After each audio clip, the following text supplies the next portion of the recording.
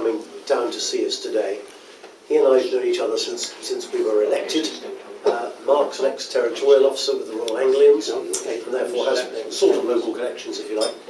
But what you're seeing in front of you here, Mark, is the whole sort of panoply of everybody with whom we deal.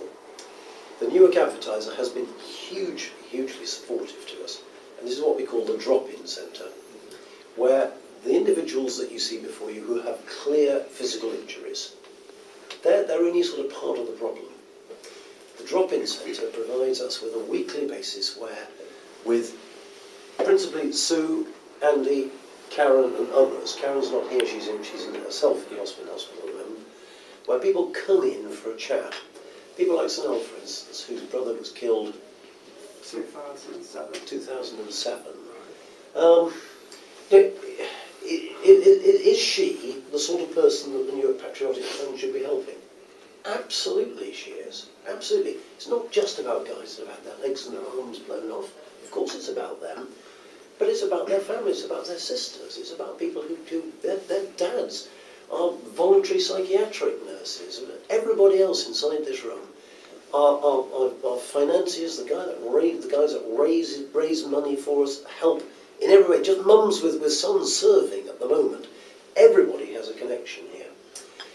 The thing has gone almost viral inside the town. You'll see that like wristbands that you all should be wearing if you're improperly dressed, if you're not wearing them. But the amazing thing is, if we go out in the town and sell these things, is it £2 we charge? We do. £2 for these things. We stand in Newark Marketplace, we come back with a couple of £1,000. So often, you look at someone and think, they've not got 2 pennies to rub together, but by God, they've got £5. Keep the change. Yeah. And the question you were asked by the advertiser earlier on was, how can the government guarantee looking after these people and until they don't need them anymore? No government can do that. That doesn't work like that. The Patriotic Fund can.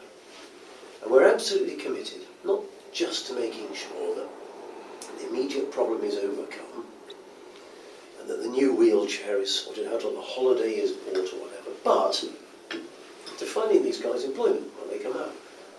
In 5 years' time, making sure that whatever dreadful thing hits them, and it will, that we can help. That in 10 years' time, when the infantry sergeant who's had a good career and has come out and then suddenly is laid low with PTSD, that he can come to us and we can help him. So that's our commitment to complement what central government can do and the limitations of central government.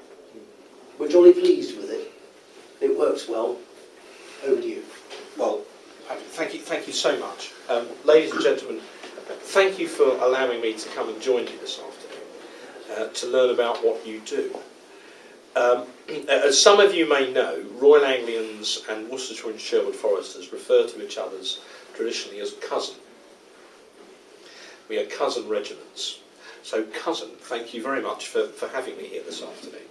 Part of the background to this is that your Member of Parliament has, on a number of occasions in the House of Commons, I've been there when he's done it, has talked up the work of the Newark Patriotic Fund. I once referred to it as the Newark Patriotic Front, and was very rapidly corrected, I can tell you.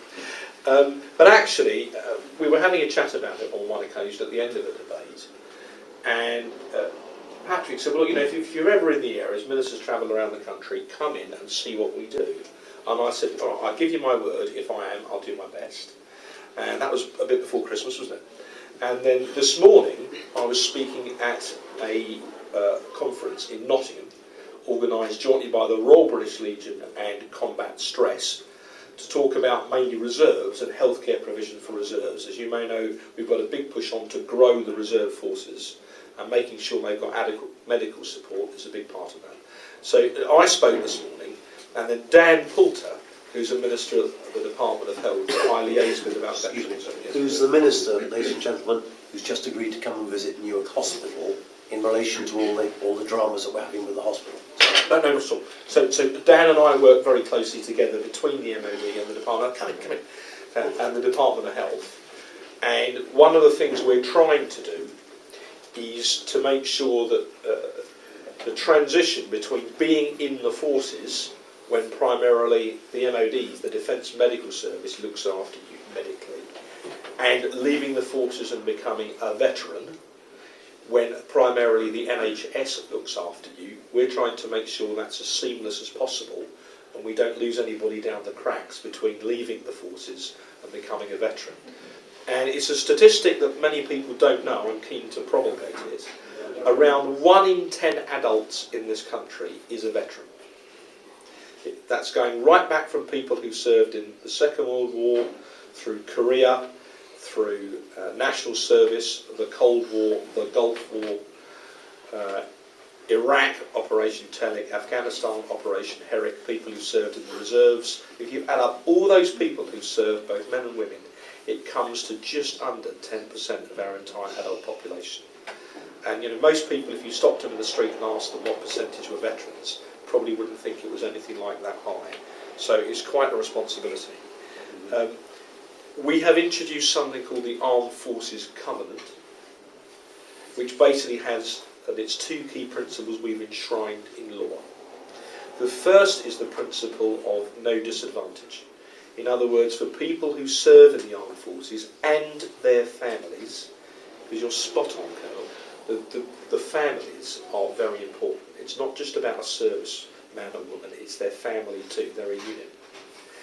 Should suffer no disadvantage as a result of one of their families serving. And the second thing is the principle of special treatment where appropriate, especially for the wounded and bereaved. So we ask people across the public sector, in business, in all sorts of walks of life, to apply those 2 principles wherever they can to servicemen and women, veterans and their families. And that message is beginning to get through. And every year now, we have to do a formal report to Parliament on the state of the Covenant. We did the first one just before Christmas, and then as MPs we then debate the Covenant, where it sits, where we can do better here on healthcare, where we can do better there on inquests. Because it's an annual process. By law, we have to do this every year now. Every year, to use the term military people will recognise, we get a sit-rep, a situation report on how we're doing on all of these issues. And that brings me really to here today. I had 2 main aims in coming here. One was to learn about what you do, and from what I've learned in the last 45 minutes, I'm quite impressed. And the second really was to say 2 words, which are thank you. Because all of this is really important. And you're helping to look after some of the bravest and best that our society produces. People who wear the Queen's uniform and are prepared, if necessary, to risk everything so that we can live in a free country. And we should never ever take the fact we live in a free country for granted. I mean, history tells us that again and again and again, and when we forget that, we get into trouble. So, but what I particularly like about this, I liaise with 2,000 different military charities, from the Royal British Legion and Help for Heroes to Combat Stress to Blesma, well, 2001 now. But what I particularly like about your fund is it's a town looking after its own. There's as Patrick has said, to be able to go out there and start selling wristbands at £2 a go and come back with £2,000, from a morning's rattling, that is a phenomenal achievement. And I understand that some of these guys that you help are now celebs in the town. People know your names, they know what you've done, and I think it's really good to see a community looking after its own sons and daughters in that way.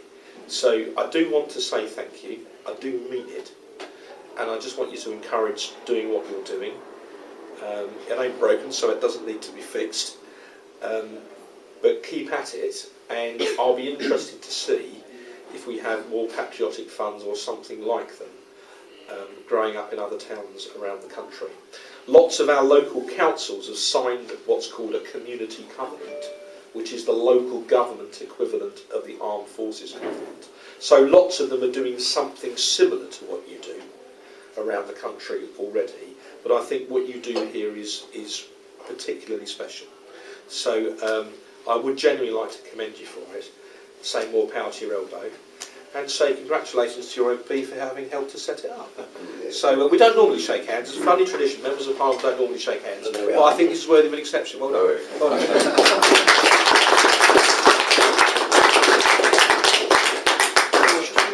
I've got as long as you need me for. Okay. Are there any formal questions you want to ask Mark, or do you want him to sort of mix and talk and? Yeah. Just one thing I'd like to Yeah. mention. You talked about veterans, the covenant, and the whole veteran thing. Is there any thoughts of conferring the term veteran or the status veteran to people who have served to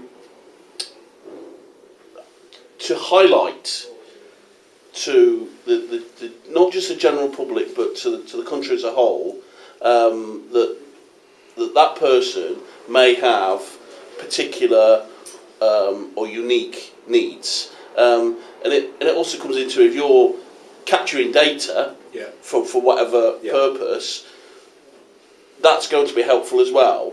For instance, if you're admitted to hospital, they always ask questionnaires. One question on there might be, "Are you a veteran?" Right. Which in itself, if it's a status convert and you recognise it as a status, might be part of not just the data capture, which is obviously going to be important, but it's also going to be to highlight to people that, right, this person's a veteran, and therefore there are certain things that they are entitled to, or special conditions that you need to be aware of, because quite often you hear that a person, having served, you're entitled to certain things, but the general public or members of local government or businesses don't understand what that actually means to having served. And one of the things, for instance, is places to live, where someone may have served for a long time in a certain area, because they weren't born in that area or they weren't necessarily from that area, then trying to be accommodated there is very difficult for them when they come to leave. Even though there are meant to be measures in place that says once you've served or you've served in that area, then yes, you can live there. That's a really good question. In fact, that's about 5 really good questions. So let me see if I can take them one at a time. The thing about medical data is important. When you're doing anything to do with patient records, you have issues of confidentiality, so you have to be sensitive to that.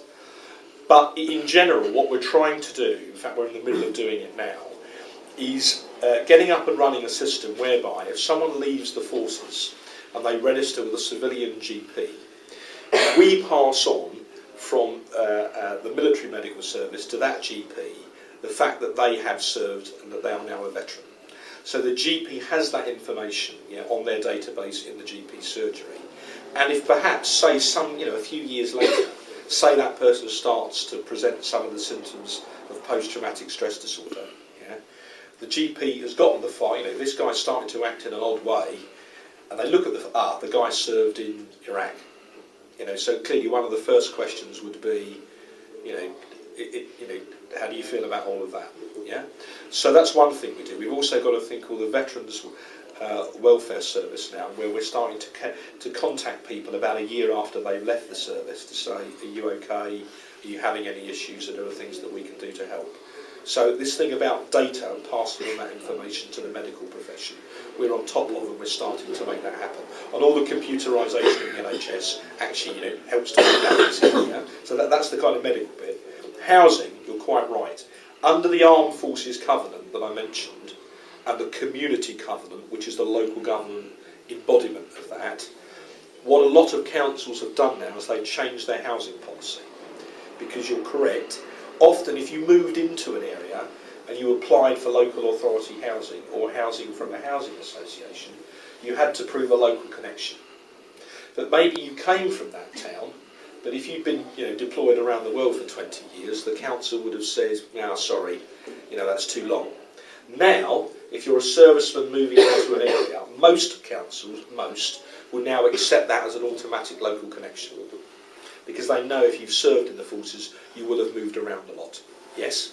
So if you then go and settle in a particular town, but you've served in the armed forces, tick, automatic local connection. And we're trying to get all of the councils around the country to adopt that process.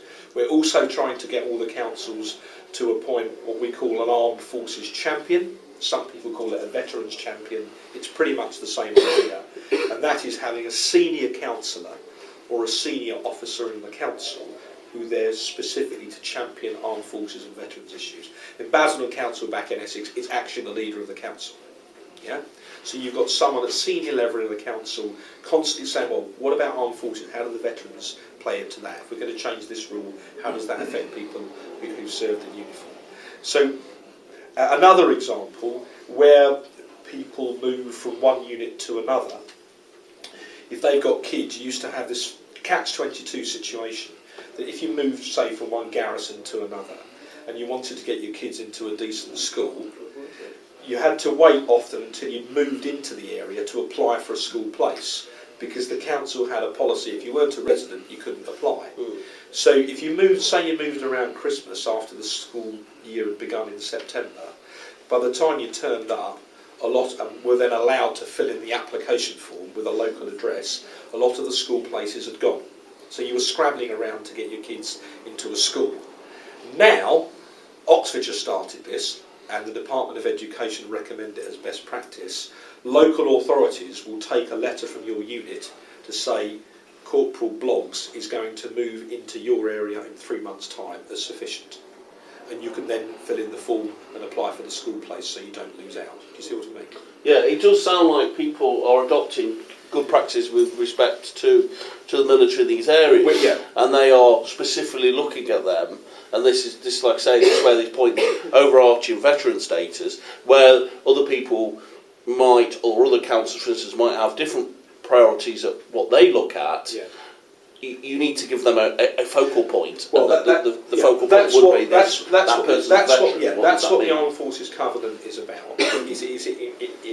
It encourages people to think about these sorts of issues. You know, in whatever branch of the public service, whether they're in healthcare, whether they're a local council, whatever they're doing, to keep in mind the need to look after armed forces personnel, veterans, and their families. So a lot of the examples I'm giving you are kind of quite nitty-gritty, down-to-earth examples. But if you're a service moving from one area to another and you can't get school places for your kids, that's a massive worry for you and your wife. So we're trying at a practical kind of ground level to solve a number of these things. Now about veterans and their status, another important point. So you did ask me quite a few questions. If you're a veteran, if you've served in the armed forces, as you know, you're entitled to a veteran's badge. I can see some around here today. Yeah. So and you see a lot of them. Yeah, not just on Remembrance Sunday. You see a lot. People wear them quite rightly with a sense of pride. That shows you're a veteran. And we've now got a thing called the Defence Discount Scheme, where if you've served, you sign up with it. You go on a website, you put in your service number, and you get a number of discounts. Things like when you go and get your car serviced, I think you get money off at KFC, some outfitters you can buy clothes more cheaply. I think Nike do a deal on trainers, Apple do a deal on some IT. And if you're a veteran or serving now, you actually you get a chance to use that. You get a kind of ID number, and then eventually you'll get a card. That will be the next stage. You'll actually get a thing that says Defence Discount Scheme, and you can go into any retailer or company that's part of the scheme, show them that card, and you get your discount. Okay. How long was this one set up for? It's only just come out. We launched it in October from memory. The PM did a thing. They had it in the Sun. But we're trying to promulgate it. We're putting it out through the military network. We're asking the charities to mention it. But any of you that have served, Defence Discount Scheme, you go on the web, get it on Google, it comes up, and then you punch in, it asks you for your service number and a few other details, and you can register. It's worth having.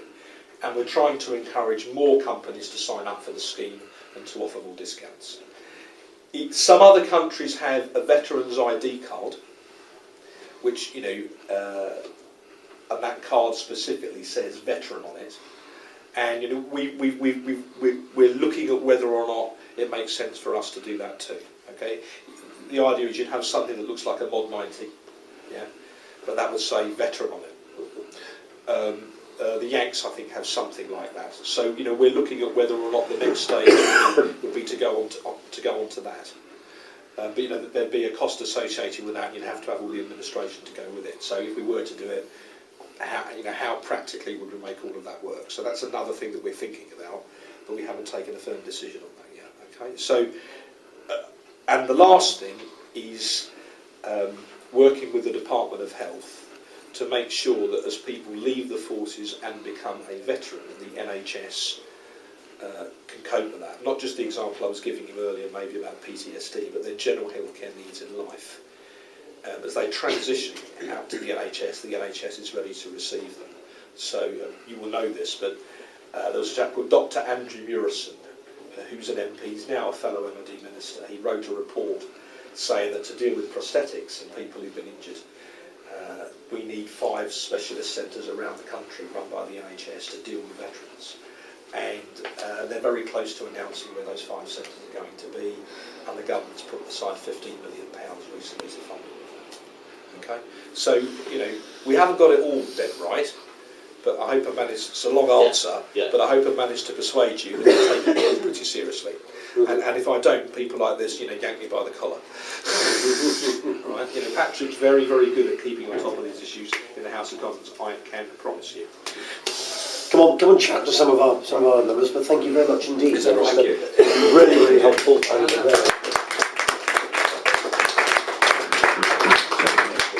drop me a note. Yeah.